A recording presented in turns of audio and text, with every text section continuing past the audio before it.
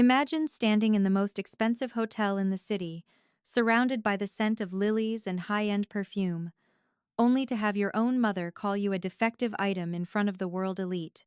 That was my reality today. My name is Ava Sterling, and I am 30 years old. 9 years ago, my parents kicked me out of the house like trash because they thought I was too stupid to succeed.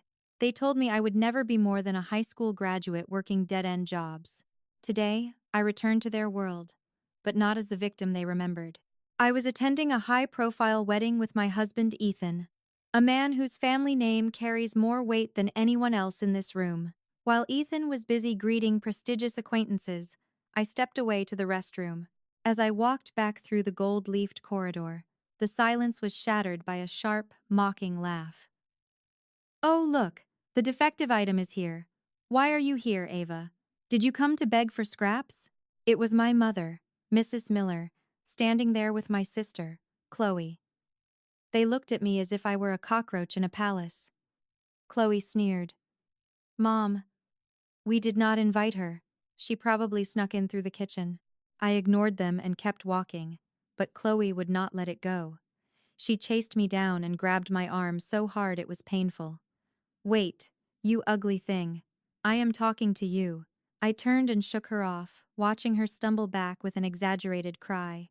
I looked them in the eye and asked who they were, which only fueled their rage. My mother screamed that I was rude and self-centered, reminding me that I was just a failure with a high school diploma. They truly believed I was a suspicious intruder who had slipped into the wedding uninvited to ruin their happy day. They began shouting for security, calling me a disgrace and a parasite that they had rightfully discarded 9 years ago. They were so blinded by their own arrogance and deep-seated disdain for me that they did not see the shadow looming behind them. They did not see my husband, the heir to the Sterling medical empire, approaching with a look of cold fury. The stage was set for a dramatic revelation, and for the first time in my life, I was not the one who was going to lose. Stay tuned, because the look on their faces, when they realize who I really am, is something you do not want to miss. As Ethan stepped closer, his presence acting as a silent shield against their venom, I could not help but let my mind drift back to the sterile, suffocating halls of the Miller household. To the outside world, we were a picture-perfect medical family. My father's family had produced doctors for generations, and my mother worked as a nurse in our family-run clinic. People in our town thought we lived without any want. But the reality inside those walls was a home filled with a deep, lingering toxicity. The reason for the cruelty I endured was as shallow as it was heartbreaking. My parents doted on my sister Chloe simply because they deemed her attractive, while I was dismissed as the defective elder sister. The favoritism was not just emotional. It was visible in every aspect of our lives. I was treated more like a servant than a daughter. While Chloe was showered with the latest high-end brands, my parents would laugh as they handed me second-hand clothes they had literally found in a dumpster. They took pleasure in comparing my ragged appearance to Chloe's luxury, systematically stripping away my self-esteem. When I tried to focus on my studies to find a way out, they would throw away my materials or soak my textbooks with water until they were unusable. On the worst days, their discipline crossed into outright abuse.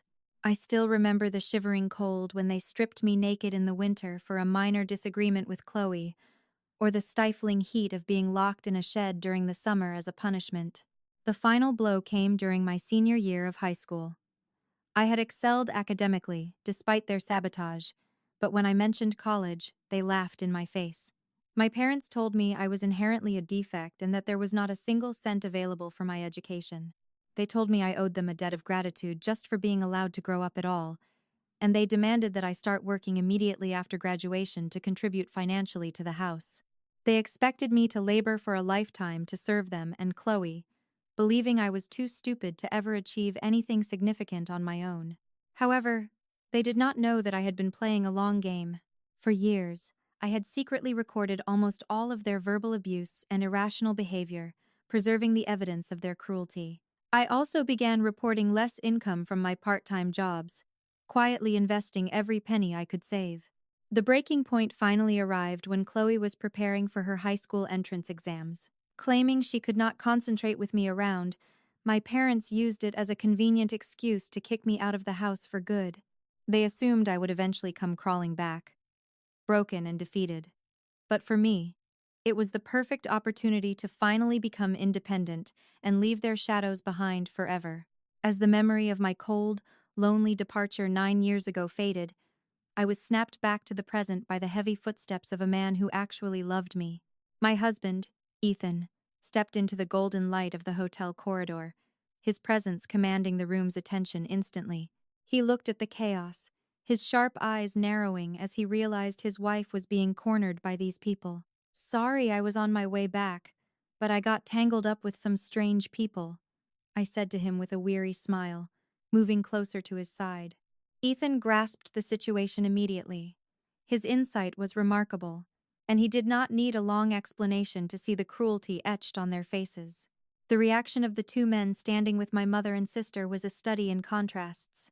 My father, the man who had once stripped me in the cold to teach me a lesson, stared at Ethan with widened eyes and a look of deep displeasure. But it was Dr. Julian Vance, Chloe's new husband, who provided the most satisfaction. He froze where he stood, his face turning a sickly, ghostly shade of pale. He was not just shocked, he was visibly shaken to his core as he recognized the man standing next to me. "Mr. Sterling," Julian stammered, his voice trembling as he stepped forward. "I apologize. My wife said something deeply inappropriate. I really am sorry to you and your wife." He turned to Chloe, his tone desperate and pleading. "Come on, Chloe. Apologize right now." He looked as if he wanted the floor to swallow him whole, realizing the massive mistake his new family was making. Chloe was stunned. She had been glaring at me with pure venom just a second ago, but seeing her husband, a man she believed was the pinnacle of success, bowing and scraping before Ethan was more than she could process. "Why should I apologize?" she screamed, her voice hitting a shrill note. "They are the ones who should be apologizing. This disrespectful person is a disgrace to our family. We should have cut ties with her long ago and never looked back." She still viewed me as a parasite, oblivious to the fact that her world was about to crumble. She did not understand the gravity of the situation yet. But my father and mother were starting to put the pieces together as the name Sterling echoed in their minds. They realized it was not just any name. Ethan was the heir to Sterling General Hospital, the most famous and prestigious medical institution in the region. My parents' eyes widened in amazement as Ethan introduced himself as my husband, standing tall and protective over the daughter they had discarded as useless. In an instant, the people who had just been calling me a parasite and a defective high school graduate shifted their masks. Julian was already talking about us being relatives, unable to hide his desperate desire to climb the social ladder through this new connection. The hypocrisy was nauseating. One moment I was an uninvited intruder they wanted to kick out with security, and the next, I was the wife of the hospital heir they had always worshipped from afar. They had spent 9 years trying to forget I existed, and now, they were looking at me like I was their golden ticket to the elite world they so desperately craved. As Julian stood there trembling and my parents looked at me with a mix of greed and confusion, the air grew heavy with a truth they were not ready to hear. My mother was still muttering under her breath about me being nothing more than a high school graduate, a parasite who had sneaked into a world where I did not belong. I looked her directly in the eyes and let out a calm, cold laugh that silenced her mid-sentence. "You really know nothing," I said, my voice cutting through their desperate chatter like a blade. "You see, after you kicked me out 9 years ago to make room for Chloe's ego, you assumed I would wither away and die. You predicted I would never amount to anything significant, but you forgot one thing. I am not like you. While you were busy pampering a sister who was already failing behind the scenes, I was working 3 different part-time jobs, saving every cent I earned. I intentionally reported less income to you back then so you couldn't leech off my hard work. The moment I left that toxic house, I used those savings to put myself through university secretly. I didn't need your permission to be successful, and I certainly didn't need your money. I wasn't just loitering around. I was educating myself and pursuing the freedom you tried so hard to steal from me. By the time I met Ethan, I wasn't a damsel in distress looking for a savior. I was already a successful entrepreneur, and the CEO of a major company specializing in hospital food services. And here is the irony, Julian. The university hospital where you work and the very clinic my parents are struggling to keep afloat? They both rely on the contracts and services provided by my firm. I am the one who ensures the nutritional standards of your patients are met. I am not just your relative. I am the person who holds the professional keys to your livelihoods. The color drained from my father's face, and my mother looked at me as if I had transformed into someone else entirely.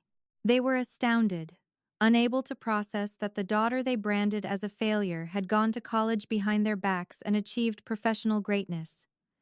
This was the ultimate slap in the face for them. They had spent years telling me I was a defect, yet I had transcended their entire social circle through sheer resilience and hard work. I proved that I could build an empire from the very scraps they threw at me, all without a single ounce of support from my biological family. They wanted a parasite, but instead, they were looking at the woman who now held more power than they ever would. The silence that followed my revelation about being a CEO was heavy, but I was not finished. I turned my gaze to my father, whose medical clinic had once been his greatest pride. "You think I do not know why your business is suffering?" I asked, my voice calm but sharp. "You spent so many years treating me like a defective item that the people in our town began to notice. They are not blind, Dad. They saw the unfair treatment between Chloe and me, and they started suspecting exactly what was going on behind those doors. Abuse. Word spreads fast in a small community. Parents do not want to take their children to a place run by people who treat their own flesh and blood like a parasite. Your clinic is not failing because of bad luck. It is failing because of the choices you made." My father and mother were visibly stunned. They had no idea I was aware of their financial struggles, but my in-laws, the Sterlings, had already done their homework. They had investigated every corner of that clinic because they were outraged by the hardships I had endured. Seeing their prestigious world crumbling, Julian, Chloe's husband, tried to pivot to a new tactic.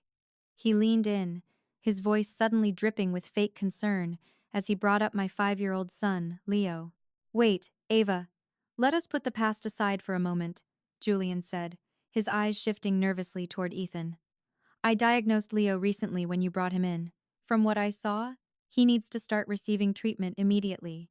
I suggest you get him tested and hospitalized at my university hospital right away. I will handle it personally as a special case." He tried to sound like a savior, but I saw right through the mask. To him, my son was not a nephew or even just a patient. He was a profitable object, a way to sink his claws into the Sterling fortune and secure his own position.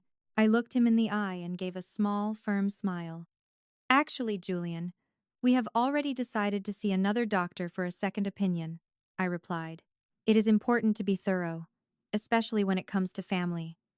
Julian could not hide his shock. He expected me to jump at the offer, but I would never gamble with my son's health just to satisfy their greed. My integrity and the safety of my son meant everything to me, while for them, everything including a child's well-being was just a transaction. This was the clear line between us. I was building a life on professional standards and love, while they were drowning in their own moral decay. Chloe could not stand the silence. Her face was twisted with envy as she looked at me, her voice hitting a shrill, mocking note that echoed through the elegant ballroom. "Why are you acting so high and mighty?" she sneered, her eyes flashing with pure venom. "Marrying a Sterling does not change your pathetic education or your shallow mind. You are still the same stupid, defective girl our parents rightfully kicked out 9 years ago. You are just a high school graduate with a lucky streak, and you will always be beneath us." I looked at her, and for the first time, I felt nothing but pity. "It is fascinating that you brought up education, Chloe," I said, making sure my voice carried to the surrounding guests and the elite families who were now watching us with rapt attention. "Because while you have been bragging about your prestigious degrees and your high-flying career in medical administration, I have heard a very different story from someone who actually knows the truth." The room went silent. Julian looked at me with a mix of dread and curiosity. "I heard this from a certain distant relative of ours, a cousin of my father's who has always been kind to me. He was the one who looked after me. and even acted as my guarantor when I finally escaped your toxic house and started my own life. He told me a very interesting fact. You never even finished middle school. Is that true, Chloe? The guests gasped in unison. Julian stepped back as if he had been physically slapped. Ava, what are you saying? He stammered, his face turning pale. Chloe told me she was a top graduate from a prestigious women's university. I smiled coldly and turned to the crowd. Oh, she was far from a top graduate, Julian. 9 years ago, she was so overconfident in her own supposed brilliance that she refused to study for her high school entrance exams. She walked into that testing hall thinking she was a genius who could succeed without effort, but she ended up writing almost nothing on the papers. She failed completely, just as any unprepared person would. Instead of facing her failure, Chloe retreated into a reclusive state. She hid in her room for years, becoming unruly and unable to face society because her ego was too fragile to handle the truth of her own incompetence. Our parents were so desperate to hide their precious daughter's shame that they fabricated a whole new life for her to secure this marriage. They lied to you, Julian. They told you she was a medical administration professional to save their own reputation. In reality, she is only entrusted with menial tasks at the clinic because she has no actual qualifications or specialist duties.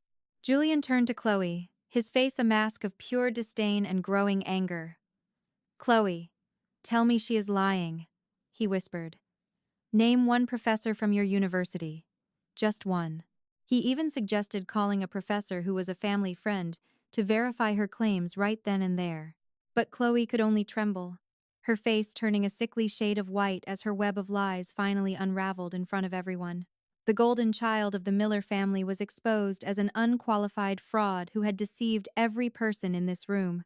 Julian turned to Chloe, his eyes narrowing with a mix of suspicion and profound embarrassment. The prestigious guests were already whispering, and the weight of the Sterling name made the situation even more critical for him. Chloe, if you are telling the truth, just give me one name, he said, his voice cold and demanding. Tell me just one professor from the department you claim to have graduated from. He even suggested calling a family friend who was a professor at that very university to verify her claims on the spot. Chloe's face was a mask of pale terror.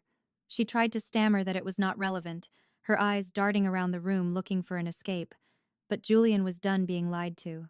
He reached into his pocket and pulled out his smartphone, his fingers moving quickly to find the contact information that would end this charade once and for all.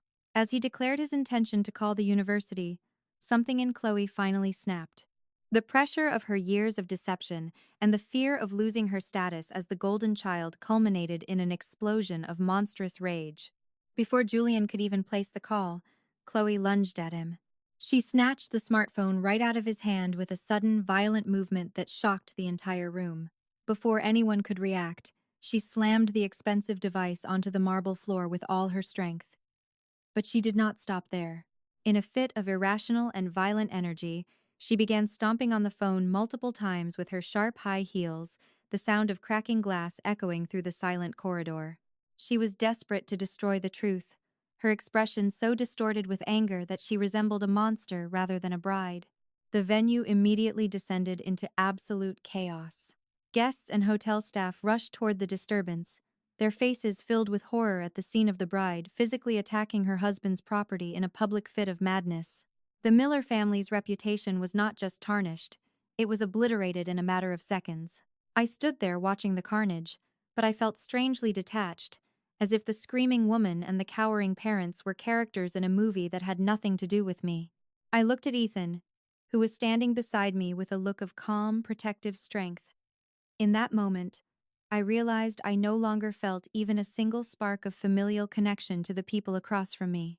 They were strangers whose toxic toxicity no longer had any power over my life. Ethan, shall we go home? I think we have done our duty here, I suggested with a calm smile. As we turned our backs on the screaming match and the broken glass, I felt a sense of overwhelming peace. Let us stop by the cake shop on the way out and buy a delicious cake for Leo, I added. We left the venue with a light laugh, ready to return to the life of integrity and love we had built together. leaving the Miller family to drown in the ruins of their own lies. After we left that chaotic wedding venue and enjoyed that delicious cake with Leo, I thought I had finally turned the page on the Miller family forever. But greed is a powerful motivator, and when their world began to crumble, they came looking for me like vultures. Following the disaster at the wedding, the Miller family's situation turned from bad to worse. Julian's career was destroyed when he became involved in a massive lawsuit for making false diagnoses and charging patients excessive medical fees. With their only hope for a medical dynasty gone and their own clinic failing due to the long-standing bad reputation of their ruthless treatment of me, my biological parents were in a dire situation. They did not have my current contact information, so they did something truly desperate and shameful. They tracked us down to the prestigious hospital where Ethan works and showed up at the reception area. They did not come with apologies or regret for the years of abuse. Instead, they came with loud, public demands. Standing in the middle of the busy hall, they began causing a massive stir, shouting for everyone to hear. "So, she is the daughter-in-law of the hospital heir. She is our daughter! Please let us see her right away!" they proclaimed loudly to the staff. My mother actually had the nerve to tell the receptionists that contacting the son of the hospital director would solve their problems instantly. They were shamelessly trying to use the Sterling name to bypass security. When they could not get their way, they started screaming about how I owed them. "We are really in trouble. We need her to repay the kindness we raised her with. We are family, so it is only natural to seek help," they shouted. My father even remarked to the crowd that he never thought I would be so useful, but that it finally paid off to have raised me. It was sickening to hear. To them, I was never a human being, just a tool they had tried to discard and were now trying to exploit. But they had made a fatal mistake. They did not realize that my parents-in-law, the senior Sterlings, were at the hospital that day. Unlike the Millers, the Sterlings are people of immense integrity who were fully aware of the hardships and abuse I had endured because they had investigated my past themselves. My father-in-law stepped forward with a look of cold, unwavering authority that made the entire lobby go silent. "What business do you have with our daughter?" he asked with a stern look. The Millers, who had been so bold a moment ago, literally froze on the spot. Seeing the powerful head of the hospital standing up for me as his own daughter was a shock they could not handle. Realizing they were being confronted by the very people they were trying to leech from, they were filled with a sudden, overwhelming shame.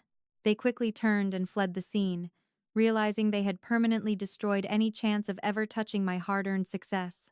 Watching them run away was one of the most refreshing moments of my life, as I finally felt the weight of their greed lift off my shoulders for good. The aftermath of that final confrontation at the hospital was the final nail in the coffin for the Miller family. It was a clear case of everyone finally reaping what they had sown over a lifetime of cruelty, greed, and deception. The first to fall was the fragile union between Julian and Chloe. Their marriage, which was built on a foundation of lies and social climbing, barely lasted a few months before ending in a bitter, quick divorce. Julian's professional world collapsed simultaneously when he was named in a massive lawsuit for medical malpractice, specifically for making false diagnoses and charging patients excessive fees. This scandal led to his immediate dismissal from the hospital, dealing a fatal blow to the career he had once prioritized over human life. Chloe, however, took an even darker path. Still driven by a desperate need to somehow surpass my happiness and secure a life of luxury, she entered into a scandalous affair with a much older, married doctor, hoping he would provide the status she craved. When the affair was exposed and the doctor's wife demanded significant financial compensation, Chloe turned to her parents for help one last time. But the Millers, now broke and desperate themselves, did the only thing they knew how to do. They disowned Chloe, labeling her a disgrace to the family name they had worked so hard to falsify. Having lived as a reclusive shut-in for years, Chloe lacked the basic life skills to function in the real world. She eventually drifted into the night world for survival, where the harsh lifestyle led to severe health issues and, ultimately, a tragic life of homelessness. As for my parents, their clinic was forced to close shortly after their shameful display at Ethan's hospital. As they approached retirement age, they tried to find work as doctors or nurses at other medical facilities, but the medical community has a long memory. No hospital would accept them because of their notorious reputation for the ruthless treatment of their own child, a story that had become common knowledge among their peers. They were left to live out their retirement in poverty and utter disgrace, realizing too late that the daughter they had branded a defect was the only one who had reached the pinnacle of success. Meanwhile, my life continued to bloom in the light of truth. After seeking a second opinion at a reputable facility, we discovered that my son, Leo, did not need the aggressive hospitalization Julian had suggested for profit. With the right medication, his condition significantly improved. As I look at my husband, Ethan, and our healthy son, I feel no malice toward the people from my past, only a profound sense of relief that they can never hurt us again. I will continue to do everything I can to protect this family, built on love and integrity, while the shadows of the Millers fade into the history of those who lost everything to their own arrogance. Looking back at the sterile, suffocating walls of the Miller household, those memories now feel like a lifetime ago. The shadows of the past have finally been dispelled by the radiant life I have built with Ethan. My son, Leo, has made a full recovery, thriving under the care of an ethical medical facility that prioritized his well-being over financial gain. Watching him run and play, I am reminded that walking away from Julian's predatory special case offer was the most vital choice I ever made for my family's safety. Today, I stand firm as a dedicated CEO and a protective mother, balancing the demands of a successful company with the joys of a loving home. My journey from a defective elder sister to a powerful entrepreneur serves as a testament to the fact that integrity and hard work will always triumph over deception and cruelty. The central lesson of my story is that the best revenge is living a brilliant life. I did not need to destroy the Millers. I simply had to outshine their low expectations and become the woman they claimed I could never be. By decisively cutting out the toxic toxicity of my biological family, I created a sanctuary for my new family, free from the manipulation and abuse that once defined my existence. While Chloe, Julian, and my parents are now forced to face the ruins of their own making, drowning in poverty, disgrace, and the consequences of their many frauds, I have ascended to a place of true peace and happiness. They are no longer characters in my life, but merely footnotes in a history that I have long since outgrown. To anyone facing similar shadows, my advice is this: your worth is not defined by those who fail to see it. Whether you are treated as a servant or told you are too stupid to succeed, remember that resilience is your greatest weapon. My focus is entirely on the future, on my son's laughter, and on the legacy of truth and love that Ethan and I are building together. I have finally found my freedom, proving that a spirit forged in fire can never be broken,